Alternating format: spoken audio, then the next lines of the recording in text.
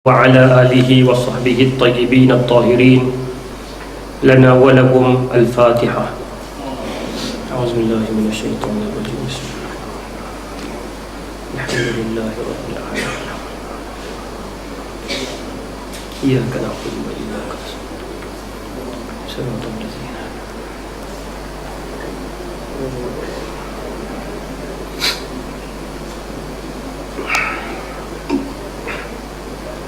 Assalamualaikum warahmatullahi wabarakatuh.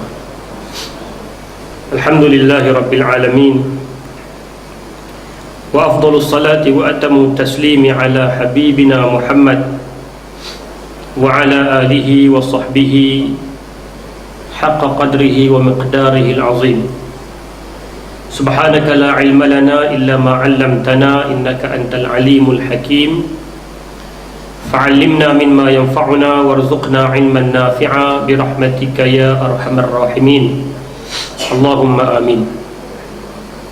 Tuan-tuan sidang jamaah muslimin dan muslimat, mudah-mudahan dirahmati Allah Subhanahu wa taala. Alhamdulillah, kita panjatkan rasa syukur kepada Allah Subhanahu wa taala dapat kita berhimpun pada malam yang penuh dengan barakah ini. Dan moga-moga perhimpunan kita merupakan perhimpunan yang dikira sebagai rahmat, yang diganjarkan dengan ganjaran yang setimpal oleh Allah Subhanahu wa taala. Terlebih dahulu saya mohon maaf daripada tuan-tuan sekiranya penyampaian saya pada malam ini kurang memuaskan. Saya janji dengan Tuan Haji Munir dah 3-4 hari dah kot saya, tapi terlupa yang kita janji itu hari ini. Jadi tadi ni duk sibuk, duk kalut. Dia mesej saya pagi tadi, saya tak perasan. Saya duk kalut ada program di sekolah sukan tadi ni sampai pukul 6.45. Baru saya buka mesej lah, hari ni rupanya 31 hari bulan.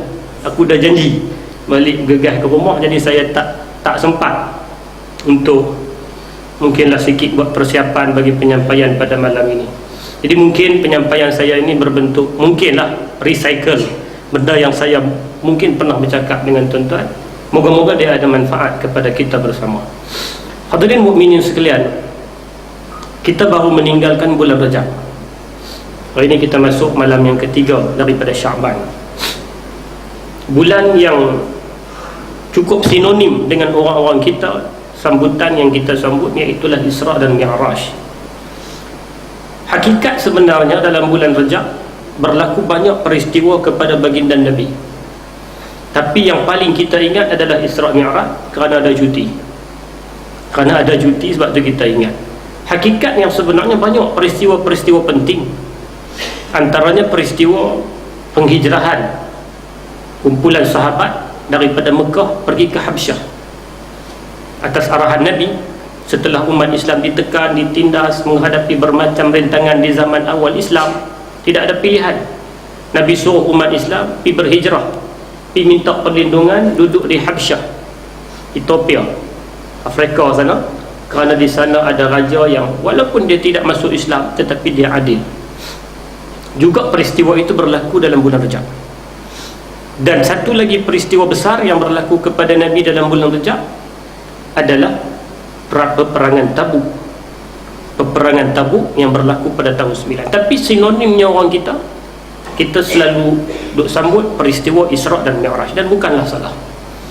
Malam ni saya nak sebut secara beberapa perkara yang berkaitan dengan Isra dan Mi'raj. Mungkinlah tuan-tuan pun dah dengar selalu dah, tapi sekadar pengulangan mungkin daripada dimensi ataupun daripada skop yang berbeza.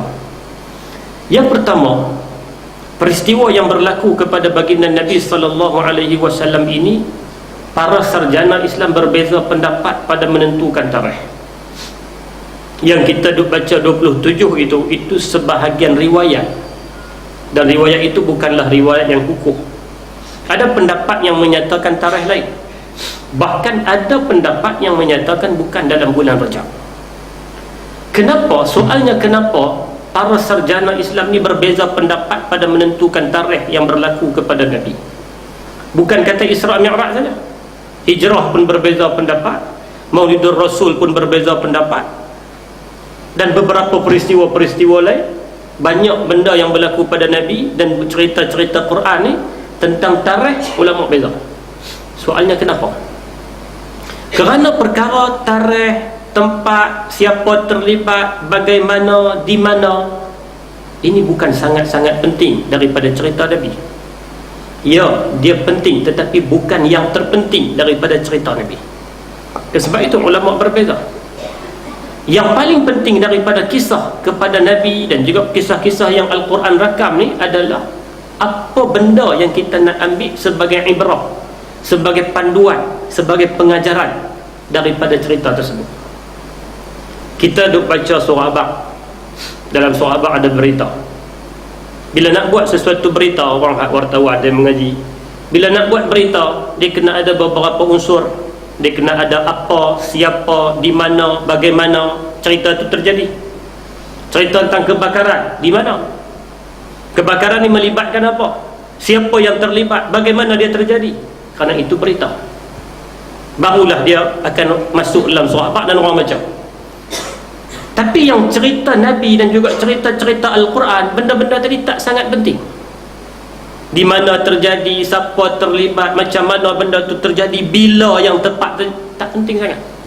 Sebab tu tak ada satu cerita dalam Quran yang Quran cerita secara tepat tentang tarikh, tempat, di mana, siapa terlibat. Tak ada. Disebut secara umum. Cerita tentang Ashabul Kahfi, cerita tentang Zulqarnain, cerita tentang Nabi-Nabi dahulu, cerita tentang umat-umat dulu, dia sebut secara umum. Kerana benda tu tidaklah sangat-sangat penting. Yang paling penting daripada cerita, baik yang berlaku kepada Nabi ataupun kepada Nabi-Nabi sebelum, adalah apa istifadah, apa pengajaran, apa perkara yang kita boleh ambil, kita tengok, kita renung dan kita jadikan pedoman dalam kehidupan ini. Itu yang paling penting. Saya sebut perkara ini kerana sebahagian daripada orang kita, masyarakat kita ni, dia suka pilih perkara-perkara yang kurang penting ini untuk dibahaskan. Dia suka benda-benda ni. Bila orang cerita tentang Nabi Nuh berjaya buat kapal besar, boleh masuk dalam tu manusia, boleh masuk haiwan, dia fikir apa? Kayu apa buat? Kayu apa? Dia pakai paku macam mana? Itu bukan penting sangat. Nak fikir boleh tak? Boleh, tapi itu bukan perkara penting. Sahabat saya pergi mengajar di masjid, mana ada cerita itu, tafsir surah Yasin.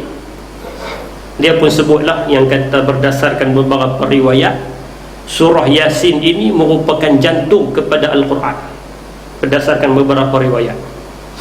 Habis semua selesai, ada orang tanya, Ustaz, kalaulah jantung Al-Quran itu Yasin, jantung Yasin tu apa pula? Patut tanya kat soalan tu. Banyak lagi benda hak dia boleh fikir, tapi dia fikir tu. Sebab apa? Sebab dia orang kita, masyarakat kita, tabiat dia macam tu. Dia suka pilih kadang-kadang perkara-perkara yang tidaklah patut difokuskan. Macam itulah tentang peristiwa. Kadang-kadang orang tak mau buat langsung sambutan Isra' Mi'raj ni, kena buat malam 27. Tak boleh malam lain. Ada orang telefon tanya saya, boleh tak Ustaz buat pengisian malam 27? Saya kata tak boleh, saya ada tempat lain kuliah. Saya malam esok boleh tak? Tak boleh malam 27. Sebab kami, sebab orang kita. Jadi saya mulakan sebut tentang Isra' dan Mi'raj, perkara tentang tarikh, tempat dan sebagainya dalam peristiwa sejarah Islam.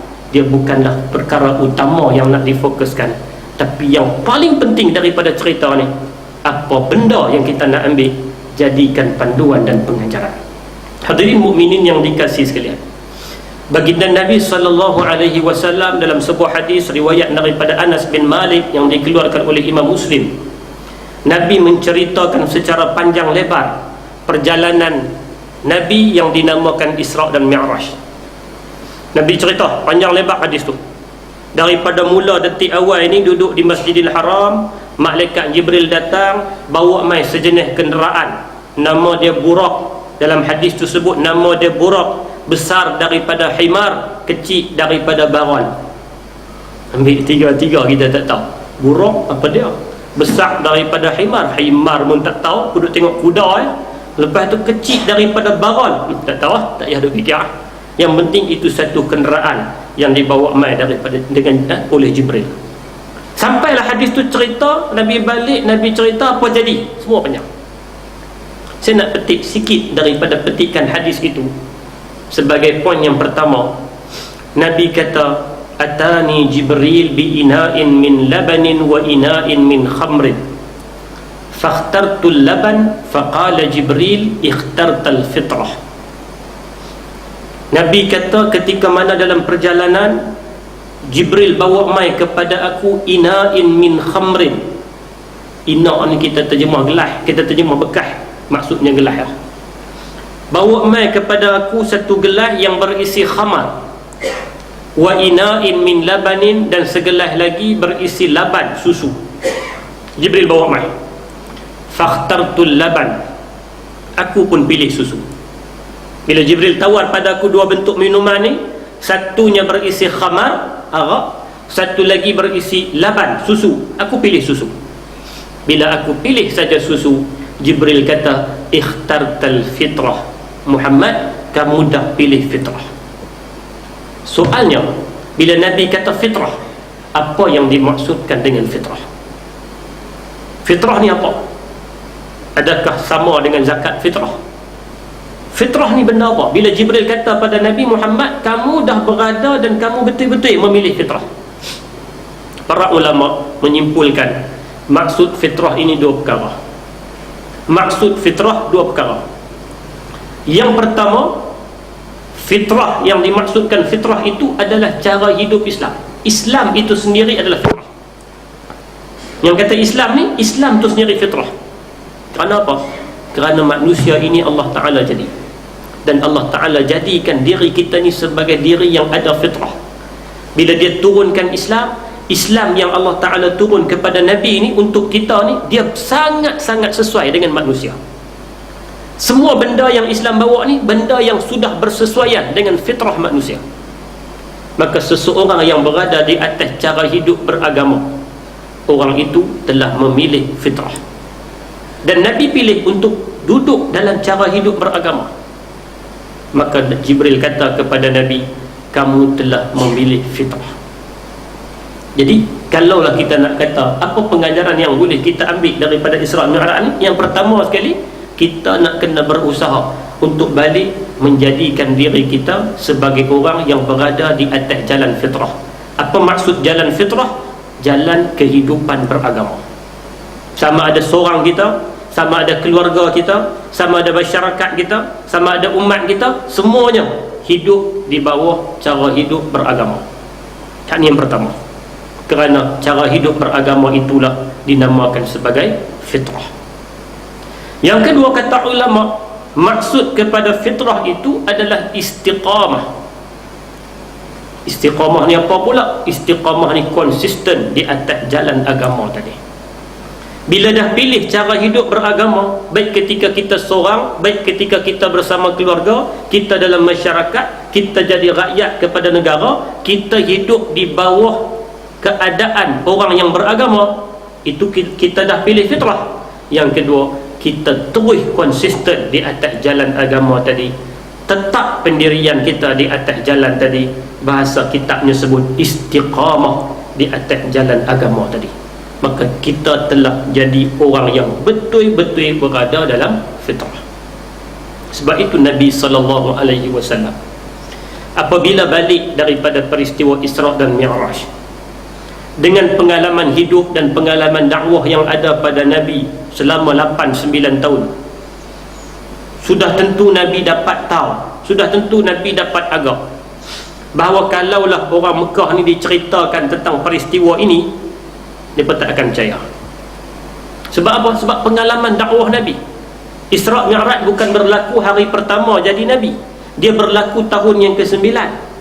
Setelah beberapa tahun Nabi jadi Nabi, baru berlaku peristiwa tu.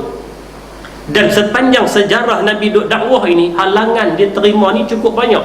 Orang lawan lebih banyak daripada orang sokong. Maka Nabi dengan pengalaman-pengalaman yang ada, bila balik daripada Isra' Mi'raj, Nabi dapat agak bahawa kalau dia cerita, ramai tak akan percaya.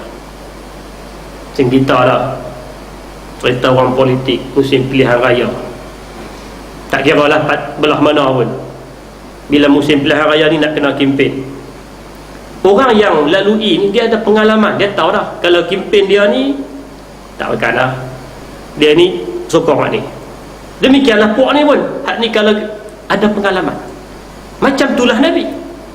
Nabi ada pengalaman sepanjang 8-9 tahun duk dakwah ni, yang duk lawan banyak.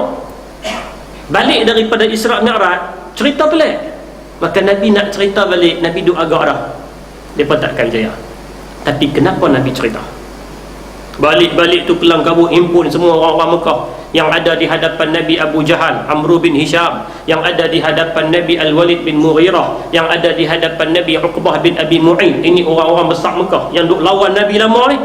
Nabi cerita juga. Sebab apa? Sebab Nabi berada di atas istiqamah fitrah tadi ni. Mak Nabi tahu cerita pun, kalau mereka tak percaya pun, tugas aku adalah cerita.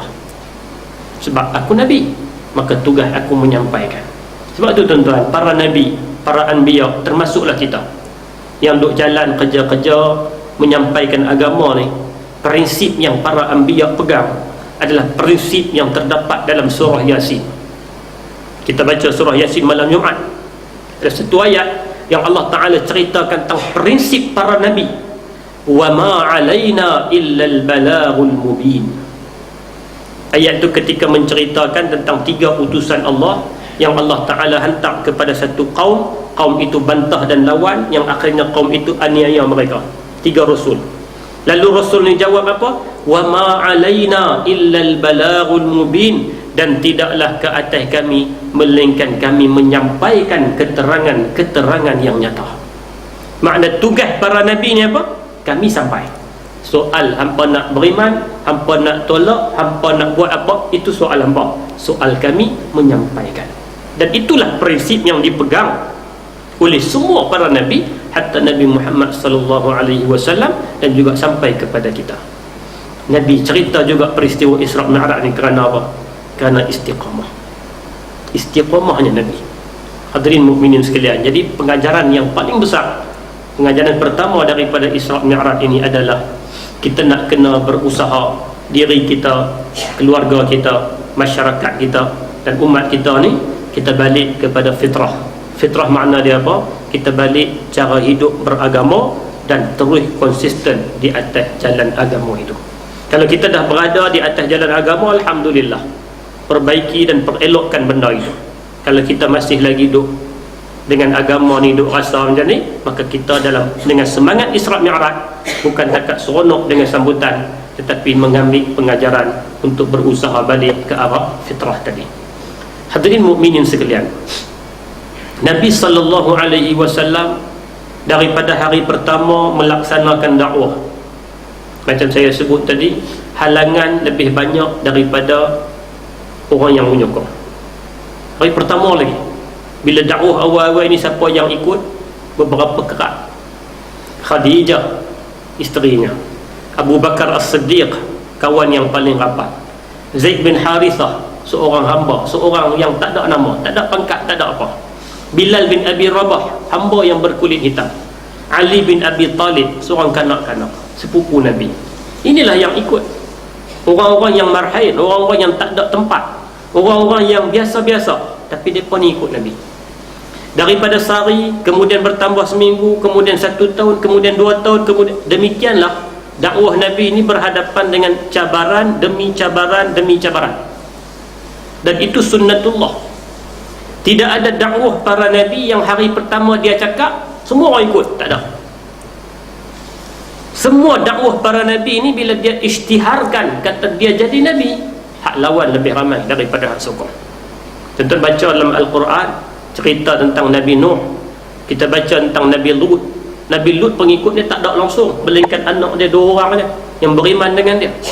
Kita baca kisah Nabi Syuaib, kita baca kisah Nabi Musa. Demikian semua Nabi, bila mereka declare kata mereka Nabi, yang ikut adalah amat sikit dibanding dengan yang lawan. Demikian Nabi, demikian Nabi Muhammad.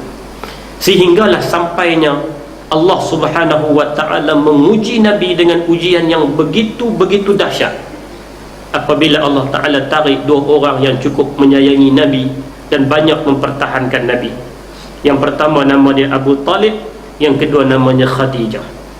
Mereka 2 ni banyak duk bantu Nabi. Allah Ta'ala tarik mereka ni dalam masa yang serentak, masa yang hampir sama. Kata Dr. Ratib An-Nablusi, seorang tokoh pemikir Islam daripada Syria. Dia kata setelah Nabi mengalami keadaan yang amat sedih, hilang tempat bergantung, orang yang banyak duk bertahan ni Khadijah dan juga Abu Talib. Walaupun Abu Talib tak Islam, tapi Abu Talib banyak jasa pada Nabi. Allah Ta'ala tarik mereka ni sontak. Nabi amat sedih. Lalu dengan kesedihan yang macam ni, Nabi bawa diri ke Taif. Harapan Nabi satu ya, bukan nak pergi makan angin, bukan apa, walaupun Taif tempat peranginan. Harapan Nabi, kut-kutlah orang Taif yang duduk di sana, tempat dia sejuk, kut-kut hati mereka ni lembut. Kut-kutlah bila kupi lari daripada Mekah ni, bawa di Islam, mereka boleh terima. Itu saja harapan Nabi. Tapi bila Nabi sampai di Taif, Nabi tidak disambut dengan kapet merah, tapi Nabi disambut dengan batu merah. Dibaling apa Nabi, akhirnya luka parah semua cukup.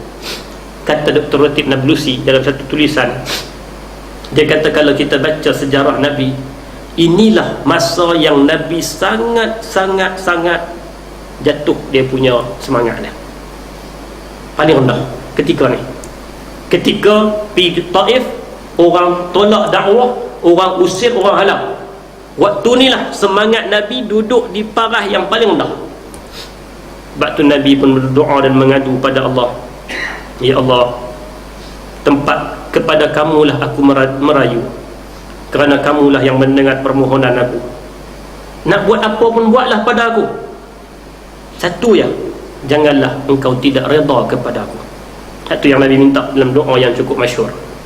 Nak buat apa pun tak apalah, tapi satu ya, janganlah engkau tidak redha kepada aku. Inilah keadaan Nabi yang dalam, kalau kita tengok, kalau kita buat graf lah, lebih kurang graf, semangat yang paling rendah ni waktu ni. Nabi bukan putus asa, Nabi bukan, tapi atas sifat manusia, atas sifat manusia dia akan ada perasaan itu. Perasaan apa? Sudahlah dakwah orang Mekah tolak, mai ke Taif, orang yang nak tahan aku dah tak ada. Nabi terasa hati dan Nabi berada pada tahap yang sangat rendah. Allah Subhanahu wa ta'ala menguji dengan mihnah yang cukup hebat kepada Nabi. Sebelum Allah Ta'ala nak tukar benda itu, bagi satu minhah, satu kurniaan kepada Nabi. Sebab itu tuan-tuan, dalam perjuangan sunnatullah, ketetapan yang Allah Ta'ala tetap dalam Islam ini, Islam dia satu ketika berada di atas, dia satu ketika berada di bawah. Tetapi ketika Islam nak naik ke atas, dia akan lalui dulu ujian-ujian ini. Kerana sejarah Nabi-Nabi pun begitu, sejarah pejuang-pejuang Islam pun begitu, sejarah semua orang yang bawa nama Islam, dia macam tu. Bila dia nak naik di atas, dia akan hadapi mihnah sebelum Allah Ta'ala anugerahkan minhah. Demikian Nabi. Sebelum Allah Ta'ala nak bagi anugerah perjalanan, yang mana perjalanan ini cukup luar biasa, cukup istimewa, cukup kurniaan hebat, Allah Ta'ala uji dulu Nabi satu demi satu ujian, sampai ke peringkat apa? Ujian yang paling last tu, ujian bukan last lagi, ujian yang sampai ke tara tu, Nabi di peringkat yang paling bawah.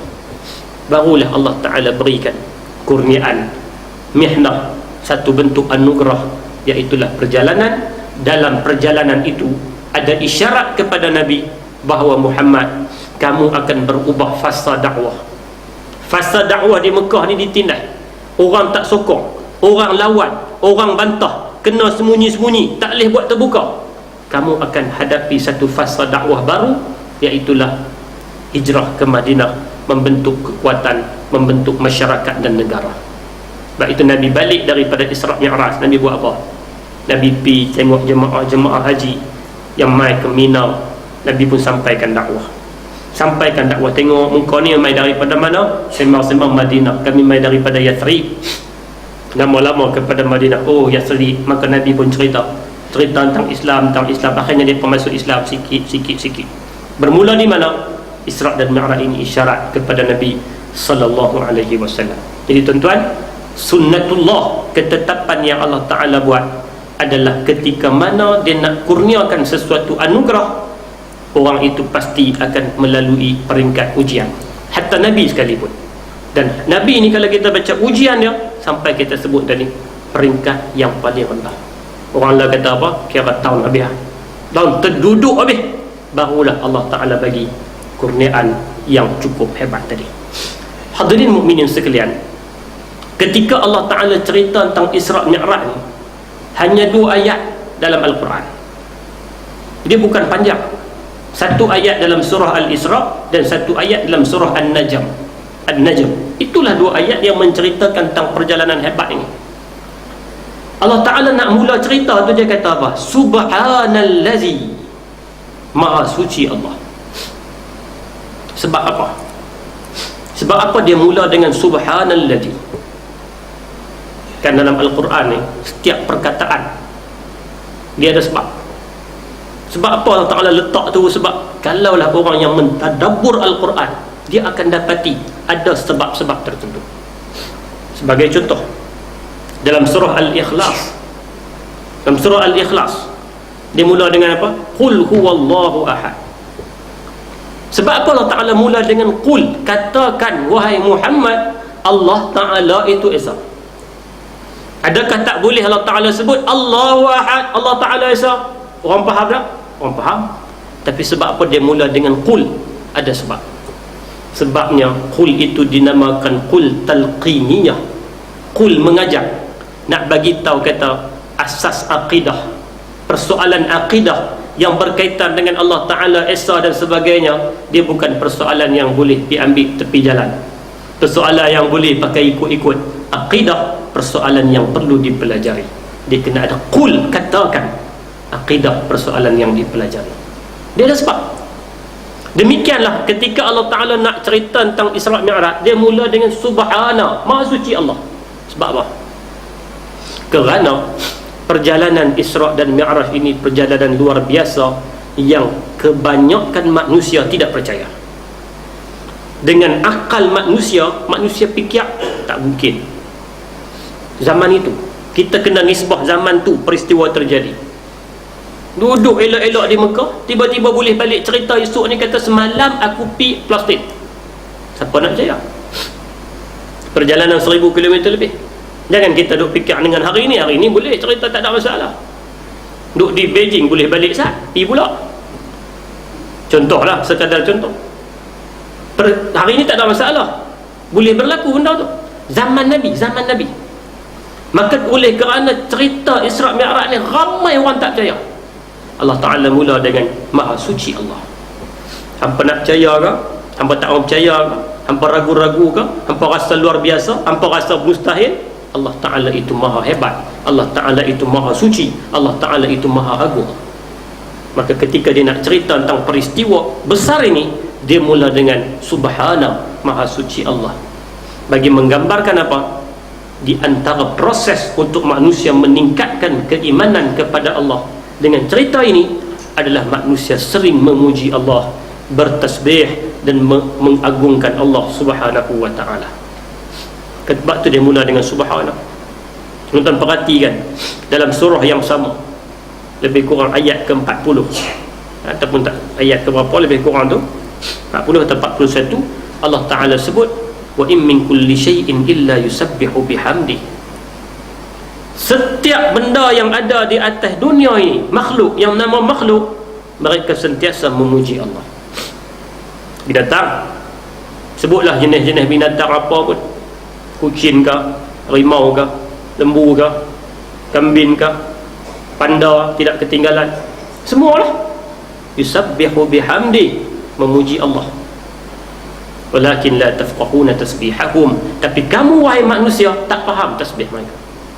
Allah Ta'ala kaitkan tentang makhluk yang bertasbih dengan ayat yang pertama tadi, tentang cerita yang luar biasa yang orang tak berapa nak percaya ni, yang orang kata Muhammad reka ni, yang orang kata takkan pun. Allah Ta'ala kata subhana, maha suci Allah yang boleh buat segala-galanya, maha agung Allah. Sebab itulah di antara proses untuk kita meningkatkan keimanan adalah dengan sentiasa, salah satu cara, bukan itu satu-satunya cara, salah satu cara meningkatkan keimanan adalah dengan memperbanyakkan tasbih kepada Allah Subhanahu wa ta'ala. Sebab itu Quran pun sebut proses untuk manusia bertakwa ni dua jalan. Yang pertama tafakkur, yang kedua tadabbur. Tafakkur ni apa? Tafakkur ni perhati benda-benda yang Allah Ta'ala cipta, tadabbur pula, menghayati apa yang Allah Ta'ala turunkan dalam Al-Quran. Buat dua benda ni, kita akan memuji Allah, dan dengan memuji Allah kita akan bertambah keimanan kita. Hadirin mukminin yang dikasihi sekalian, Allah Ta'ala juga menyebut dalam ayat ketika menceritakan tentang Isra' dan Mi'raj ini, Allah Ta'ala kata, kami maha suci Allah yang memperjalankan bi'abdihi, yang memperjalankan hambanya, yakni Nabi SAW. Sebab apa Allah Ta'ala pilih perkataan hamba? Allah Ta'ala tak pilih perkataan Nabi, Allah Ta'ala tak pilih perkataan Rasul, Allah Ta'ala tak pilih perkataan Khalil, kekasih Allah, tetapi dia pilih perkataan hamba Allah. Dia nak bawa satu isyarat kepada kita bahawa manusia ini yang paling hampir kepada Allah, darjat yang paling dekat dengan Allah, apabila manusia itu bersedia untuk mengiktiraf diri dia sebagai hamba. Sebagai hamba. Dan nak mengiktirafkan diri sebagai hamba, dia bukan benda senang, dia benda yang susah. Seperti mana Nabi boleh mengaku diri dia sebagai hamba. Mengaku diri sebagai hamba ni maksud dia apa? Maksud dia bila mai perintah Allah, sami'na wa ata'na. Bukan jadi macam kelompok munafik, bila mai perintah Allah, sami'na, kami dengar, wa asaina, tapi kami tak berapa berkenan nak ikut, kami tak mau ikut. Hak ni bukan hamba. Sebab itu dalam Isra' dan Mi'raj, ketika mana Nabi diajak oleh Jibril, Nabi tak cakap banyak, Nabi tak tanya banyak, Nabi tak kata tak apa nak boleh malam ni tak senang. Nabi tak ada alasan, sebab Nabi hamba. Kalau Nabi bukan hamba, Nabi akan bagi macam-macam alasan. Nak pergi dah kau ke 12 malam ni mengantuk, alasan kerana bukan hamba. Tapi oleh kerana nimai daripada Allah Ta'ala, Nabi tak ada alasan, kerana Nabi menunjukkan kata dia adalah hamba. Saya sebut awal tadi, peristiwa bulan Rajab juga adalah perang Tabuk. Tuan-tuan baca dalam sirah, saya rasa saya pernah berkongsi dengan tuan-tuan tentang perang Tabuk. Perang yang digamakan sebagai Zul Usrah, perang susah. Susah sebab apa? Susah sebab jarak di antara Madinah ke Tabuk adalah sangat-sangat jauh, 600 ke 700 km lebih kurang. Tu kalau ikut jalan raya hari ni. Kalau zaman dulu punya jalan mungkin lebih, dengan berbukit bukau dan sebagainya, 600 ke 700 km. Susah yang kedua sebab apa? Sebab ketika itu musim panas yang sangat-sangat panas. Panas sangat. Kita panas lah pun kita tak boleh duduk lah. Ni panas nak jalan pula, susah. Susah lagi sebab apa? Sebab kantung kewangan Madinah ni semakin kempeh, duit tak ada. Nak pergi jalan jauh sudah tentu nak kena guna kos. Walaupun tak buh minyak unta, tapi sekurang-kurang kena bagi makan unta. Tentera nak kena buat persiapan, jauh, duit tak ada, susah. Susah lagi sebab apa? Sebab musim itu musim panas dan kurma duk keluar hasil. Orang Madinah ni pendapatan mereka kurma, jadi kurma duk tengah keluar ni. Kalau pi perang, pi ke Tabuk 700 km, berjalan saja nak pi pun sebulan lebih, nanti nak kena patah balik sebulan lebih. Kurma keluar buah tak ada, balik-balik orang dah kupas dah, tak ada siapa nak kutip hasil. Jadi ini semua susah. Kalaulah Nabi tidak bersifat hamba, Nabi akan bagi alasan. Ya Allah, waktu tu Nabi umur 61 tuan-tuan, 61 tahun, usia emas. Usia emas macam mana 61 tahun? Veteran lah, orang lama lah, 61 tahun. Bukan apa, program lah, suara emas apa emas, bukan hak tua. Nabi waktu tu, kalaulah Nabi ni bukan hamba, Nabi buat apa? Ya Allah, jauh sangat lah, ya Allah, aku dah tak larat, duit pun tak berapa nak ada, panas pula, tak apa, lepas tak sampai. Kalau Nabi bukan hamba, Nabi mesti bagi alasan. Tapi Nabi tak bagi alasan. Bila arahan turun saja, Nabi kata macam mana pun kita kena pergi. Nabi kumpulkan tentera 30,000 tentera yang paling ramai dalam sejarah peperangan Islam, peperangan Nabi. 30,000 tentera. Nabi kempen kepada para sahabat untuk derma, keluar infak. Nabi ambil tindakan pula kepada orang yang tak pergi berjihad. menunjukkan kata apa? Nabi nak tunjuk satu contoh, dia adalah abdun, hamba kepada Allah Subhanahu wa ta'ala. Maka hamba dia tak ada banyak alasan. Sebab itu tuan-tuan, di antara pengajaran penting juga ni proses, kerana setiap bulan-bulan Islam ini, daripada satu bulan ke satu bulan, satu bulan ke satu bulan, dia ada pengajaran-pengajaran yang patut kita ambil. Dalam ni kita dah masuk Syaban, sedap tak sedap kita nak sambut Ramadan, setuju ke tidak ke, bersedia ke tidak ke, kita nak masuk Ramadan. Moga-moga Allah Ta'ala sampaikan usia kita dalam Ramadan. Tak sampai sebulan dah. Kenapa dia cerita tentang Isra' Mi'raj ni 2 bulan sebelum Ramadan? Dan pengajaran dalam Isra' Mi'raj antaranya proses menjadi hamba, supaya dalam bulan Sya'ban kita berlatih, kita buat persiapan untuk kita jadi hamba kepada Allah Subhanahu wa ta'ala, supaya bila masuk Ramadan nanti kita dah ada kekuatan untuk jadi hamba Allah, bukan hamba kepada Ramadan. Kerana ada orang yang dia menjadi hamba kepada Ramadan, dalam Ramadan bagus, sungguh bagus, keluar saja Ramadan, bukan kata hari kelima, hari pertama dia dah lingkup dah. Kerana apa? Kerana dia tak buat persiapan untuk dia menjadi hamba kepada Allah. Dia bersedia untuk menjadi hamba, tetapi hamba kepada Ramadan. Macam mana orang pergi Mekah, dia menjadi hamba kepada Mekah. Di Mekah cukup bagus ya, tapi balik-balik Mekah punah ranah boleh. Ada orang menjadi hamba kepada peristiwa, bila ada kematian dia tutup aurat. Contoh, kematian pun habis dah, dia buka balik aurat. Kenapa? Dia hamba kepada peristiwa. Jadi hak ni yang agama tak mau. Agama nak kita jadi hamba, tapi hamba kepada Allah. Nak masuk Ramadan, dia sediakan 1 bulan medannya dalam Sya'ban ini, berlatih untuk kita perbaik diri menjadi seorang hamba kepada Allah Subhanahu wa ta'ala, seperti mana baginda Nabi menjadi hamba. Tidak ada alasan apa-apa yang diberikan kepada Allah ketika mana datang sesuatu arahan ataupun datang sesuatu larangan.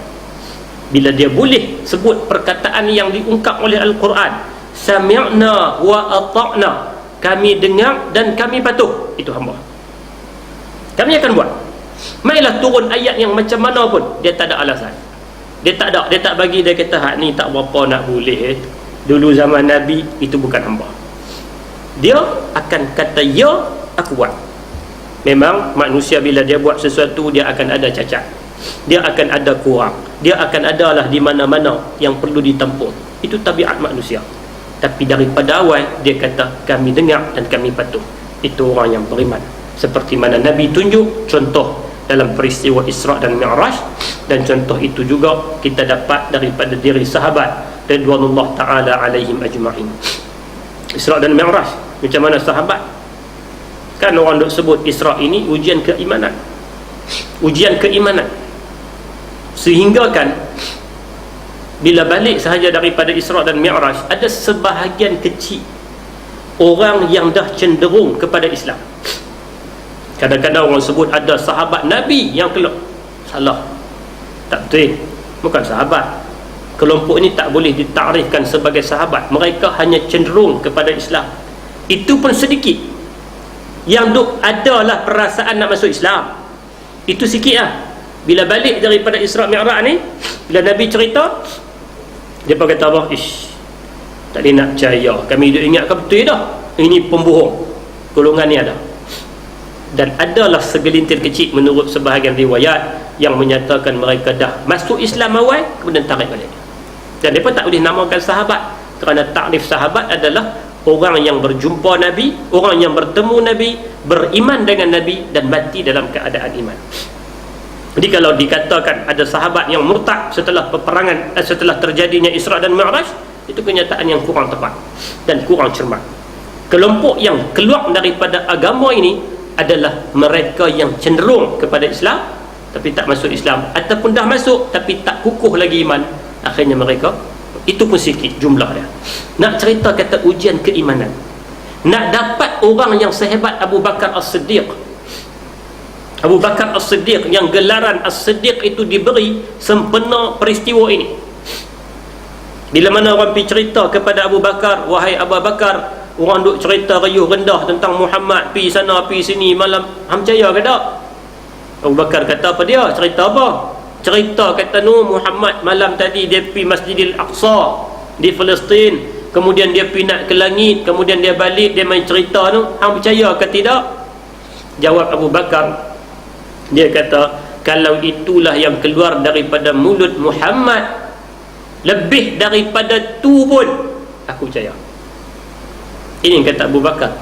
Dia tak jumpa Nabi lagi pagi tu, orang cuma pergi tanya dia, lalu dia jawab, kalaulah cerita tu mai daripada mulut Muhammad, lebih daripada itu pun aku akan percaya. Yang Nabi sebut dia sebagai As-Siddiq.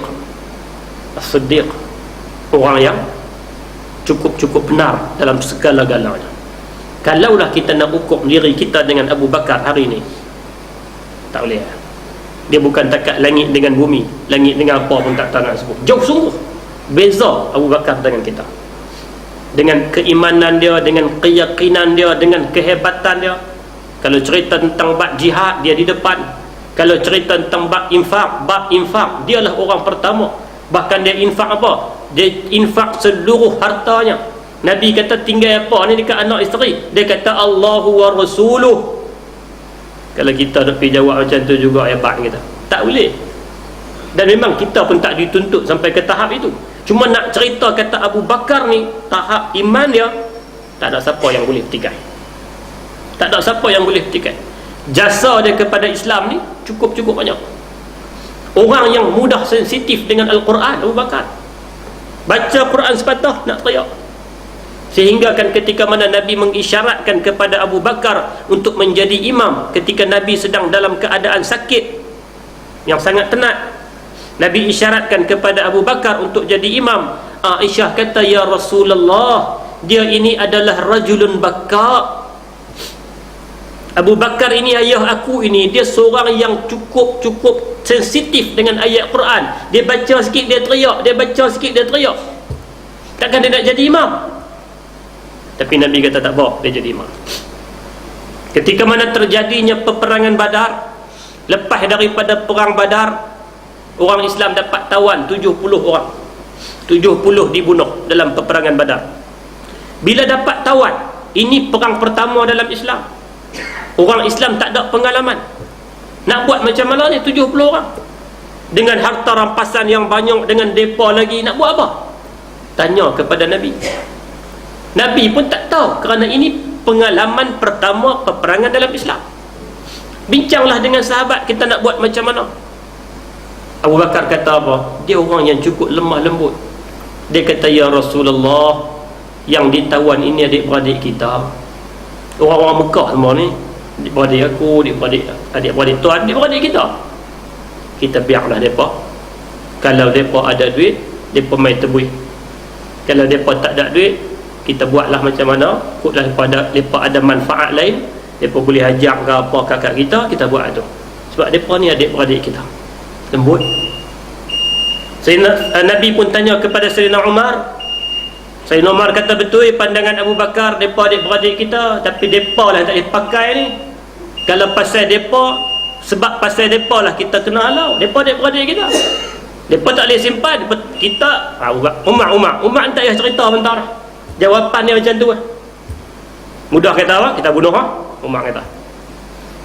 Nabi pun tanya pula kepada Abdullah bin Rawaha, salah seorang sahabat Ansar. Sahabat Ansar ni pun jawapan lebih kurang Umar juga, cuma dia pusing kot lain sikit. Dia kata, ya Rasulullah, kita pergi cari tanah lapang, lepas tu kita cari kayu api, kita bakar mereka habis bang. Nabi tak kata apa. Nabi tak kata kamu betul, kamu salah. Akhirnya Nabi buat keputusan yang seolah-olah menyebelahi Abu Bakar. Seolah-olah.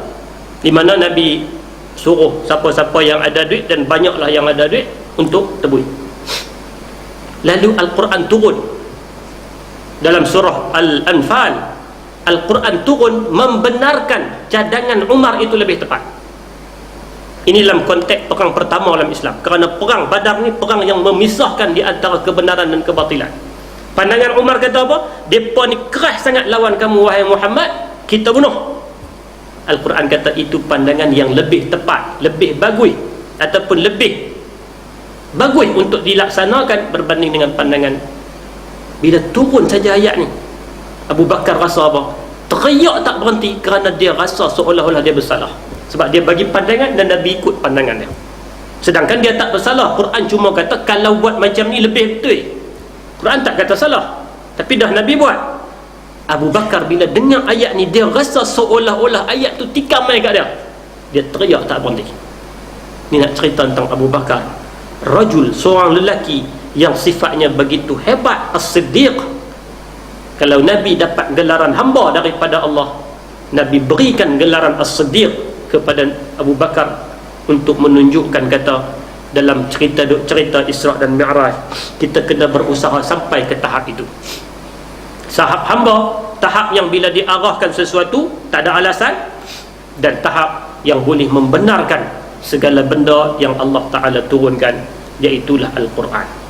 Sebab itulah Al-Quran, dia bukan untuk dijadikan upacara-upacara tertentu, dia adalah untuk dibenarkan tentang isi kandungannya dan untuk dijunjung serta dilaksanakan segala tuntutannya. Hadirin mukminin yang dikasihi dan dirahmati Allah Subhanahu wa taala. Sebab itulah kalau hari ini orang duk memperlekehkan Abu Bakar, itu masalah besar. Kerana Abu Bakar ni orang hebat. Abu Bakar duk sebut ni Sayyidina Abu Bakar, bukan ayah saya. Itu cerita ayat dia ni duk kata dah bukan Abu Bakar, Sayyidina Abu Bakar. Yang nama sebenarnya bukan Abu Bakar. Nama sebenarnya adalah Abdullah bin Abi Quhafah radhiyallahu ta'ala anhu.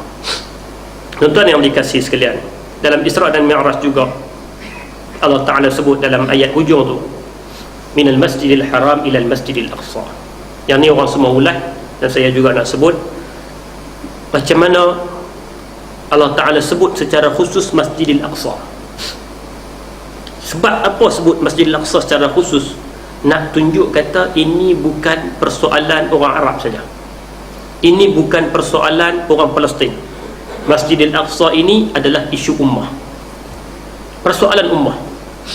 Kita duduk hari ni habis Mei, malam hari terakhir 31 Mei. Bulan Mei adalah ulang tahun Nakbah Palestin, bulan ataupun tahun penderitaan rakyat Palestin. Yahudi masuk menjajah Palestin 15 Mei 1948. Tahun ni genap 66 tahun. Mereka telah menindas, mereka telah buat macam-macam kepada orang Palestin. Waktu mereka masuk dulu, mereka mengusir rakyat Palestin yang jadi pelarian di negara sendiri sekitar 700,000. Hari ini dah mencecah angka 6 juta yang menjadi pelarian di dalam negara sendiri. Isra' dan Mi'raj mengingatkan kita tentang bumi Al-Aqsa ini. Pengajaran dia apa? Orang yang mengaku dia beriman, tak kira dia duduk di mana pun, sekalipun mungkin jauh daripada bumi Aqsa, sekalipun mungkin dia tak pernah pun pi sampai Masjidil Aqsa, sekalipun mungkin dia tak akan mampu pi, tetapi dia kena ada perasaan Aqsa ini adalah isu ummah. Aqsa ini adalah isu aku. Kalau Aqsa ditawan, aku juga turut terasa sakit. Dan sekurang-kurang kita kena beri sesuatu itu berbentuk apa? Paling kurang dan paling lekeh adalah berbentuk doa yang boleh kita panjatkan ke hadrat Allah. Moga-moga Allah Ta'ala melapangkan mereka. Kalau kita ada kemampuan lain, okey, boleh. Tapi kalau tak ada apa dah, doa paling kurang dengan mulut kita, dengan hati perasaan kita. Moga-moga Allah Ta'ala bebaskan Al-Aqsa daripada cengkaman Yahudi. Hadirin mukminin yang dikasihi dan dirahmati Allah Subhanahu wa taala, itulah beberapa sedikit perkara pengajaran ibrah yang boleh kita petik daripada Isra' dan juga Mi'raj yang berlaku kepada Nabi sallallahu alaihi wasallam. Saya sebut sebagai mengulang yang pertama tadi, bahawa tujuan paling utama sambutan terhadap sesuatu peristiwa, tak kiralah apa-apa pun, adalah untuk kita petik ibrahnya, untuk kita ambil manfaat faedahnya. Kerana faedah ni mungkin dia berubah-ubah. Mungkin kita tengok dari sudut ni nampak yang tu, kita tengok dari sudut ni banyak pengajaran-pengajaran yang boleh diambil daripada cerita dan batang tubuh Nabi sallallahu alaihi wasallam. Mungkin kalau kita dengar orang ni ceramah dia macam tu pula, mana banyak pengajaran. Tapi tang tarikh, tang tempat, tang apa tu, hak tu dia bukanlah sangat-sangat penting untuk kita bincangkan bila terjadi dan sebagainya. Maka yang paling utama daripada sejarah Nabi adalah ibrah dan pengajaran. Malam ni kita dapat buat kesimpulan beberapa perkara. Saya ulang secara sepintas lalu. Yang pertama, daripada Isra' dan Mi'raj ini, kita nak kena usaha untuk balik diri kita kepada fitrah. Fitrah maksudnya cara hidup beragama dan konsisten di atas jalan agama tadi. Konsisten ni benda susah. Sebab itu ketika mana turun ayat istiqamah, rambut Nabi berubah daripada hitam tukar jadi putih. Lalu Nabi kata, syayyabatni Hud, surah Hud yang ada ayat istiqamah menyebabkan rambut aku putih. Sebab aku duk fikir macam mana yang kata istiqamah dan macam mana nak terang kat orang istiqamah. Imam Nawawi mengajak kepada kita satu doa, Allahumma sabbitni ala nahjil istiqamah. Ya Allah, tetapkanlah aku di atas jalan istiqamah. Istiqamah ni satu benda susah. Kita duduk di atas rel yang betul dah, tapi takut tergelincir. Maka sebelum kita tergelincir tu, kita doa, pasang doa selalu, ya Allah, tetapkan kami di atas jalan yang benar ini. Ini yang pertama. Yang kedua, kita kena usaha untuk kita menjadi seorang hamba kepada Allah. Bukan hamba kepada peristiwa, bukan hamba kepada tempat, bukan hamba kepada makhluk, tetapi hamba kepada Allah Subhanahu wa ta'ala. Dan saya kaitkan tadi dengan Ramadan yang nak datang ni, dalam sebulan Sya'ban kita berlatih untuk kita jadi hamba kepada Allah Subhanahu wa ta'ala. Dan yang ketiga, antara perkara yang saya sebut tadi adalah hubungan peristiwa Isra' dengan Al-Aqsa yang merupakan isu ummah. Dia bukan isu Arab, dia bukan isu Palestin, dia adalah isu ummah. Tuan-tuan, Quran kata apa? Barakna haulah, kami berkati sekelilingnya, sekeliling Al-Aqsa itu. Tuan-tuan cuba buka Al-Quran, ada 6 tempat yang sebut barakna haulah. Lebih kurang ayat yang membawa arti kami berkati kawasan itu, ada 6 kali. Kawasan mana? Para ulama sepakat 6 tempat yang disebut dalam Al-Quran itu merujuk kepada Masjidil Aqsa dan sekitarnya. 6 kali itu Allah Ta'ala sebut bumi berkat tu. Semua itu kata ulama tafsir merujuk kepada kawasan Al-Aqsa, termasuk Syria, termasuk Jordan. Ni bumi-bumi Syam yang berkat. Tapi bumi inilah yang sampai hari ini berlaku konflik. Kita ada senjata kita, iaitulah doa kepada Allah. Moga-moga Allah Ta'ala tunjukkan yang mana benar, yang mana salah, dan kembalikan Al-Aqsa itu kepada tangan umat Islam. Ini 3 perkara yang saya boleh kongsi dengan tuan-tuan. Macam saya sebut awal tadi, mungkin perkara ini dah tuan-tuan dapat, mungkin dah tuan-tuan dengar, tetapi moga-moga pengulangan itu memberi manfaat kepada kita bersama. Kalaulah benda ni benda baru, moga dia juga ada perkara penambahan ilmu kepada kita untuk kita kongsi-kongsikan dengan rakan-rakan kita yang lain. Moga-moga ada manfaat pertemuan kita pada malam ini. Saya ucap terima kasih di atas perhatian yang tuan-tuan berikan. Mohon maaf kalau ada kekurangan, ketaksiran dan sebagainya. Yang baik daripada Allah Subhanahu wa ta'ala, salah silap saya mohon ampun daripada Allah, mohon maaf daripada tuan-tuan sekalian. A'udzubillahi minasyaitonirrajim. Bismillahirrahmanirrahim. Allahumma ja'alna minal ladzina idza ahsanu istabsharu wa idza asa'u istaghfaru waj'alna minal ladzina yastami'una al-qawla fayattabi'una ahsana. Rabbana hab lana min azwajina wa dhurriyyatina qurrata a'yunin waj'alna lil muttaqina imama. Rabbana atina fid dunya hasanah wa fil akhirati hasanah wa qina azabannar. Wa sallallahu ala Muhammad wa ala alihi wa sahbihi wa sallam. Walhamdulillahi rabbil alamin. قولي هذا واستغفر الله العظيم. والسلام عليكم ورحمة الله وبركاته.